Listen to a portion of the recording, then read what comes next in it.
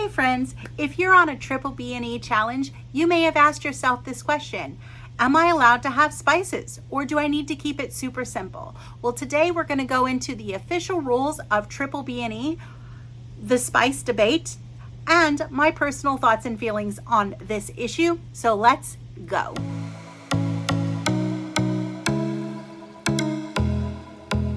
Triple B&E at its heart is meant to be super simple. No veggies, no sweeteners, and definitely no junk food.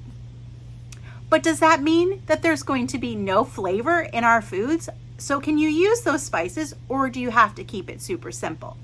Well, the answer to that is a wonderful, complicated, it depends. So spices can cause issues with our digestion, they can cause inflammation, they can also drive our cravings. So according to Dr. Barry, he likes to keep things super simple and easy. I happen to agree with that.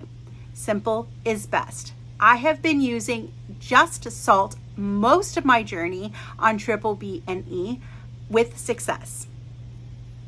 Technically, now that I have been a keto / carnivore for almost 3 years, I find I use less and less spices because I have realized that spices can cause inflammation, they can upset my stomach, and they also drive my cravings. So some people say you do need to keep it super strict and just use salt only on triple B&E.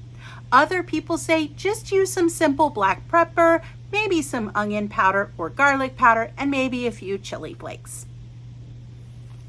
At the end of the day, you have to determine what is right for your body. So make a list. See how you're feeling. Maybe start strict and see how you feel. Then slowly add those spices back in.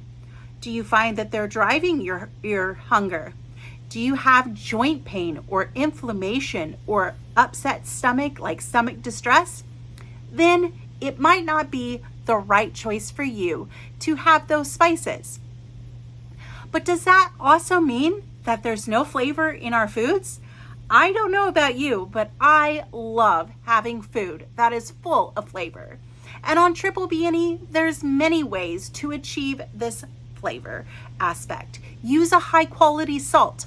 I personally, for the past 10 years, have been using Redmond's real salt. It is my favorite salt of all time. No, this is not a sponsored video, and no, I'm not an affiliate with them. It is simply just my favorite salt altogether. Another thing that I like to use is sometimes you can find flavored salts.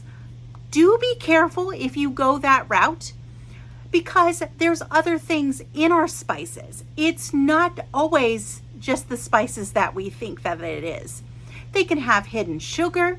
They can have hidden items like dextrose and maltodextrin, or my least favorite, MSG, which every time I eat it, I get a terrible headache.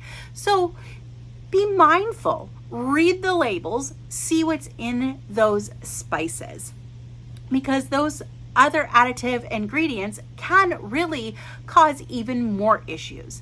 Another thing to keep in mind about spices is they all contain carbs.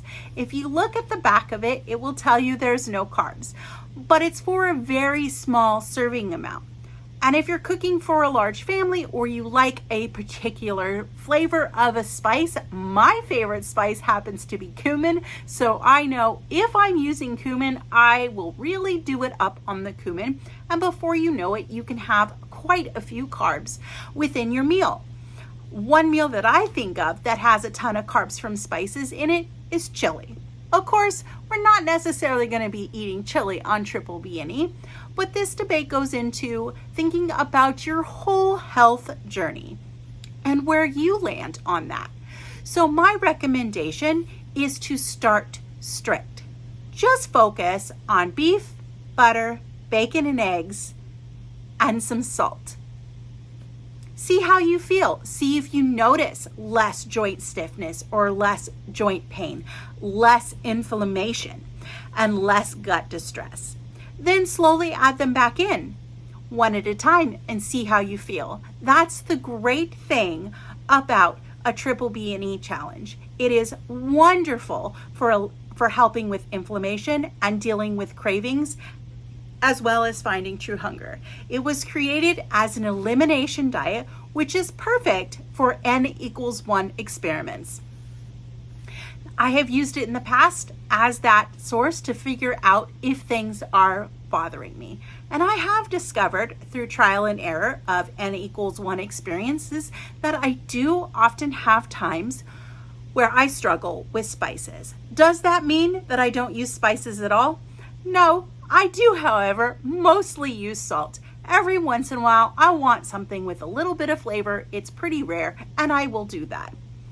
Again, remember, just read those labels and choose ones that are clean, single ingredient spices, and make a note of how you feel when you use them. Also, keep track of your progress. If you find that weight loss has stalled or things are not feeling quite right, that might be your sign also to eliminate some of those spices. So again, I alluded to, does that mean we can't have any flavor in our foods? Well, here's the beauty of different types of cooking. And the Triple B&E Challenge is a wonderful time for experimenting with new cooking styles because it's at its heart super simple. Great ways to get flavor is by braising meat in the oven. If you haven't had it braised, let me say, it is not complicated. Cassie from Carnivore Quest has a fantastic chuck roast that is braised in a cast iron skillet in the oven. It is simply the best pot roast I have ever eaten in my entire life. So much flavor, and it's just the way it's cooked, and it has water and salt, and it is so good. I like it even better than the slow cooker pot roast that my mother made as a kid. It's delicious. Give it a try. You can also leverage other cooking types like grilling will add some flavor to your foods as well. So try some different cooking methods. Roasting something in the oven is also going to give it a different flavor. So it doesn't have to be just plain cooking. One thing that I like to do with my hamburgers is I like to make sure my cast iron skillet is super hot. When it's super hot, it gives a nice sear, which locks in those juices, but also somehow imparts flavor as well. The other thing that you can do is leverage simple sauces, and the one that comes to mind for me is hollandaise. If you've never made a hollandaise sauce, trust me, it's very, very simple, and it's full of flavor.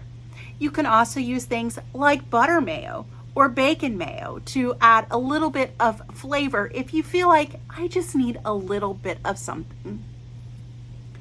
So again, the answer to the question, is spices allowed? It really depends on your journey and your goals. So you are the only one that can decide if spices or no spices is right for you. I hope that you found this video informative and helpful, and it made you stop and think and consider the upside or the downside of spices on your Triple B&E journey. If this video has helped you, be sure to hit the thumbs up and subscribe and hit that bell notification so that every time I release a new video about tips about Triple B&E, you will be alerted to it. And if you know someone who would enjoy this video, go ahead and share that for me as well. I hope you have a wonderful and joyful evening and find joy in your journey. Bye for now.